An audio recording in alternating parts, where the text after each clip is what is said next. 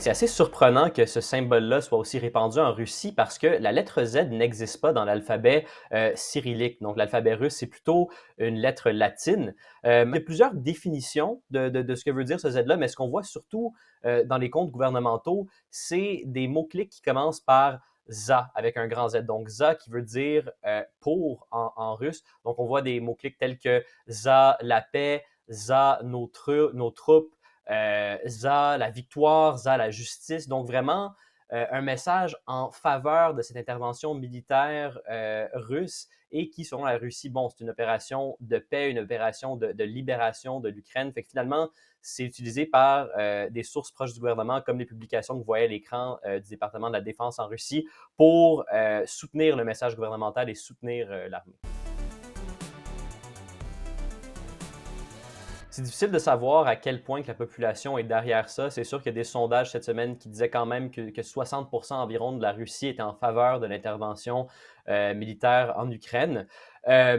Mais cela dit, de savoir à quel point c'est répandu dans les rues, c'est assez difficile parce que les médias indépendants en Russie, on le sait, ont été fermés la semaine dernière. Beaucoup des médias étrangers euh, ne sont plus là non plus à cause de cette nouvelle loi qui interdit la diffusion d'informations qui, selon le Kremlin, sont mensongères. Certains il y a des citoyens, oui, qui de leur propre chef mettent des aides sur leur voiture, portent des t-shirts du Z, mais il y a des experts qui disent attention, ça se peut qu'on a affaire ici à une campagne d'astroturfing du gouvernement russe. Astroturfing en français qui se traduit par similitantisme. C'est quand des organisations, parfois à des fins commerciales, mais dans ce cas-ci, politiques, euh, amplifie faussement un mouvement qui serait citoyen en apparence. Donc, dans ce cas-ci, il y a l'historien Ian Garner qui se spécialise en propagande russe, à qui j'ai parlé, qui disait qu'il y a beaucoup de ces rassemblements-là en Russie qui ont l'air spontanés, mais qui finalement, quand on creuse, semblent être organisés par le Kremlin. Par exemple, cette photo ici de VUS dans les rues,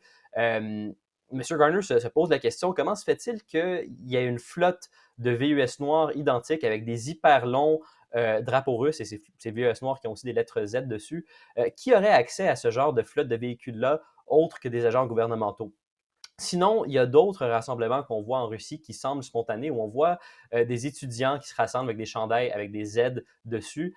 Ici, c'est des images d'un centre d'achat dans la ville de Kazan qui ont circulé. Ce qu'on a appris finalement, c'est que les étudiants dans ces images-là ont été obligés à participer à ce rassemblement par l'université de Kazan. Donc, ça semble spontané, ça semble organique, alors qu'en réalité, tout ça est organisé par les autorités en Russie, finalement.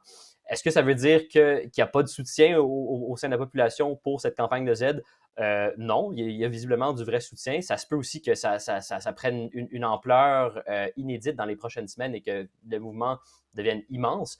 Mais pour l'instant, il semble que beaucoup de ça est soutenu par l'État, même si l'État dit ne pas nécessairement avoir de lien avec cette campagne en Z-là.